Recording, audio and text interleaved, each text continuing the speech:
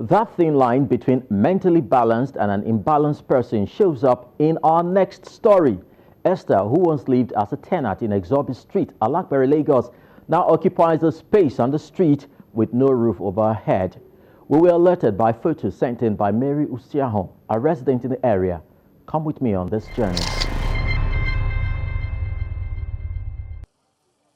Ezobi Street, Alapere, is the host to Esther, who has converted part of the street to her residence.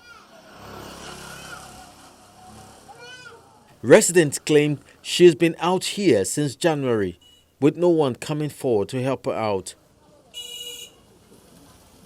As at the time of our visit, she was calmly seated, and intermittently she arranges her belongings.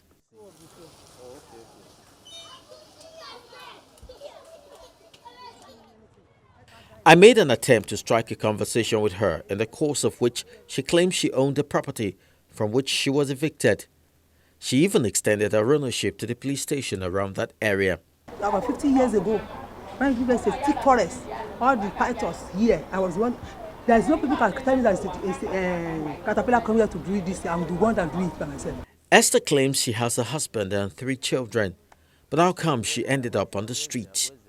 You have 3 children? 2 boys and 1. We met with the wife of the landlord of the house she once occupied, who shared her experience with Esther. Mrs. Esther Adetula moved to this house 5-6 years ago through a redeem member. The member was here. Now there was a room. He told us they were looking for a room for a member. Eventually she moved in after payment for the 2 years. When we asked her payment, no way. She said this is the pastor, GO, do everything. Then we draw the attention. When I started noticing her, she has a psychological problem. When the plane is moving, she'll be dodging. You ask me not to, Mama, what is it? She will say they were washing her through the aircraft.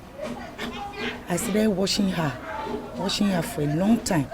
Now, that thing continued. I now sat my husband and with the late Akiyeke.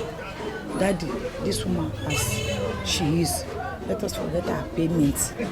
But she should be paying for NEPA and other things for good 3 years. She's only paying 2,000 in the house. And we forget about the payments. Nothing because she's an elderly person. So that is part of the sacrifice. We'll let her be paying NEPA. People in the house are paying the NEPA. Nothing she participated in.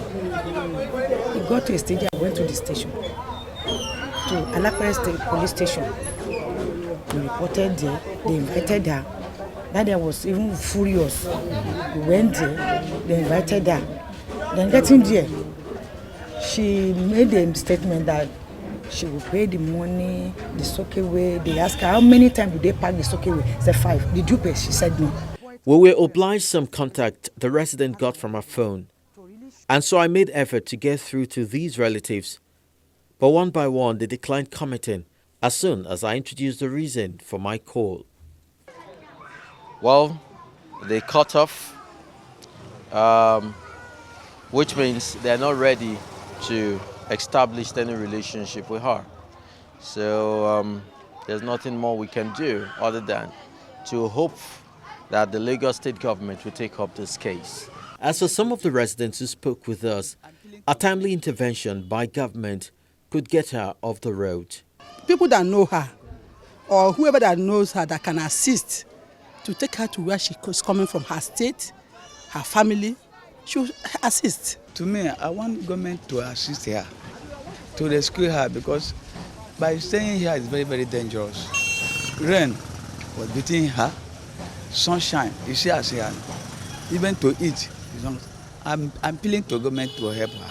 Lagos state government has over time done considerably well in rehabilitating destitutes.